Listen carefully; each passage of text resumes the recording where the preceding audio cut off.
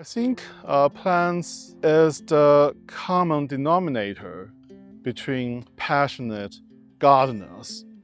So we start conversations from plants, we share plants, and we build real friendship. I particularly like a quote from a garden writer, Terry Spade. She wrote that plants lead to earthly interactions among gardeners. And I think garden walk is the perfect occasion to start conversation with someone you would never think you'd have a conversation with. When I was little, I remember my grandparents, they garden. They used to have grapes, they grow roses, but I wasn't particularly interested in gardening at that age. It's only after I bought my first house, I started to develop an interest in gardening.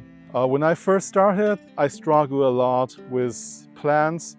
So when I go to nurseries, I got overwhelmed by the options. And with the limited information I can find, I realized there's a significant gap between how plants look in a nursery and how they will grow in a garden.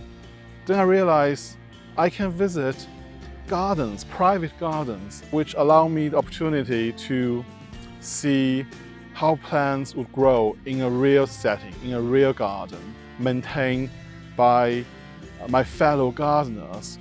And I learned that gardeners, they're probably the most generous and kind person on earth. So I began to open my own garden. And through this way, I met so many friends and I gained a lot of knowledge as well. For gardening, there's a spatial aspect and also there's a temporal aspect. Because gardens, they're not instant.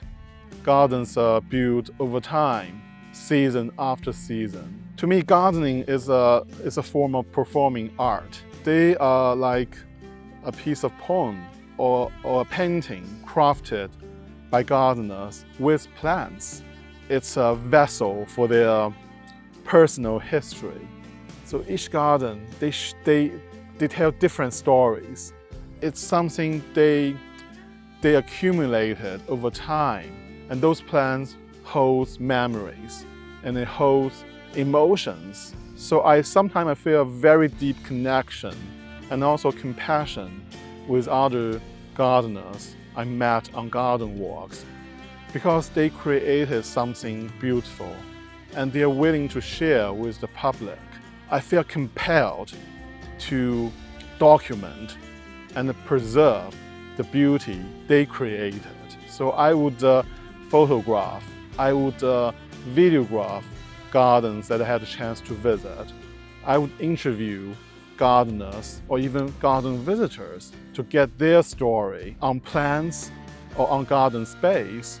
And I would share my experience on social media as well as on my YouTube channel, Whispers in the Garden.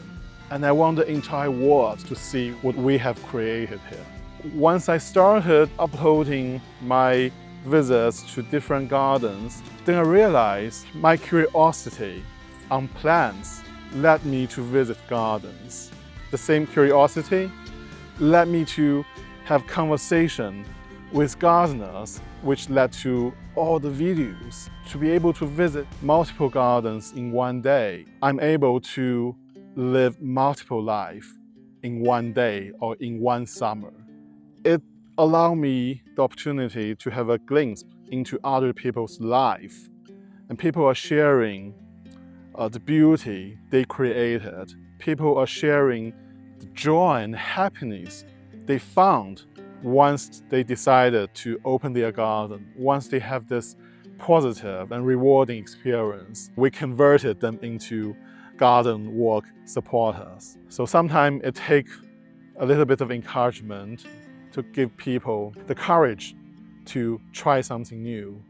Because people have this perception that other people are dangerous, but I'm a firm believer that we have more kind people in the world, much more than any potential danger that we may encounter.